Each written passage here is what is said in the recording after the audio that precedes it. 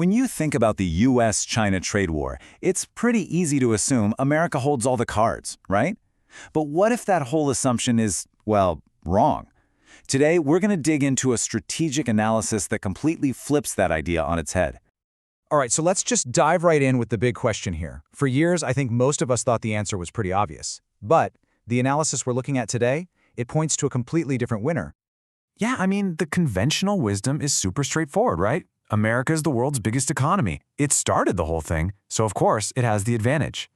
But is that really the whole story? Well, this is where it gets really interesting. The analysis we're exploring makes a pretty bold claim. It says that if this becomes a true fight to the finish, China is actually built to win. So how on earth do they back that up? Let's unpack the evidence.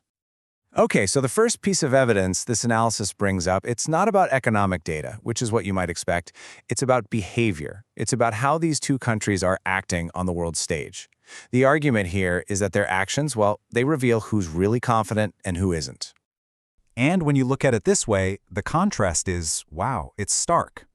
The thinking goes like this. If the US was certain it would win, its actions would be way more swift, way more aggressive. But instead, we see calls for negotiation. China, on the other hand, is projecting confidence, acting decisively, and basically signaling it's ready to escalate if needed. So, the big takeaway here? This behavior, according to the analysis, suggests Beijing believes it's holding the winning hand. So that naturally leads to the next question, right? Why? Why does China seem so confident? And this gets us to the absolute core of the argument. The answer, this analysis says, is all about its system of government and its ability to just withstand pain. The source frames this whole thing not as a quick boxing match, but as a long, grinding war of attrition. You know, in a conflict like this, victory doesn't go to whoever lands the first big punch. Nope. It goes to the side that can just take the hits and keep standing, the one that can endure the most hardship for the longest time. It's all about staying power. And this is where that key structural difference just becomes crystal clear. Think about it. In China, the government can pretty much order its citizens to endure economic hardship for what it sees as a long-term national goal. But in the US, it's a democracy. Leaders have to answer to voters. And if people start losing their jobs or prices go through the roof, the political pressure to change course becomes absolutely immense. And that, right there, gives China a massive advantage in a war of endurance. All right, so let's move on and look at the economic fundamentals that actually back up this structural power. Because this isn't just about political will, right? It's also about raw economic capability. Okay, look at this number, 1.4 billion. The analysis we're digging into points to this number as China's ultimate economic shield. And it's not just a population count, it's a fortress. So what does that mean? It means this massive internal market is China's economic fortress. Yeah, exports are important, for sure, but China's economy isn't completely dependent on them. If it has to, it can turn inward and keep things running just through its own domestic consumption.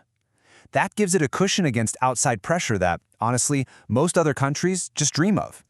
And it's not just about the size of their market. On top of that, the analysis points to several other big economic cards that China can play. For one, it holds a ton of US debt. It also basically controls the world's supply of rare earth minerals, you know, the stuff that's essential for all our tech. And of course, its factories are deeply, deeply woven into American supply chains. Every single one of those is a major point of leverage. So here's the crucial point. When you put all of this together, China's confident behavior, its structural setup that lets it endure hardship, and its huge economic strengths, well, the whole dynamic of this conflict just shifts. The way this analysis lays it out is like this. The United States might have started this fight, sure, but it doesn't control where it goes anymore. By taking that initial punch and staying on its feet, China has, in effect, seized control of the situation. So now, the power to decide what happens next, whether things get worse or better, that power has essentially been transferred from Washington over to Beijing. And that brings us to the final, and maybe the most provocative takeaway from this whole analysis. The argument is that the strategic game is basically over. China believes it's holding the winning hand. So the only real question left is, what are they going to do with it? How are they going to play those cards? Will they push for a decisive win, or will they look for some kind of compromise? According to this perspective, the next move is all Beijing's.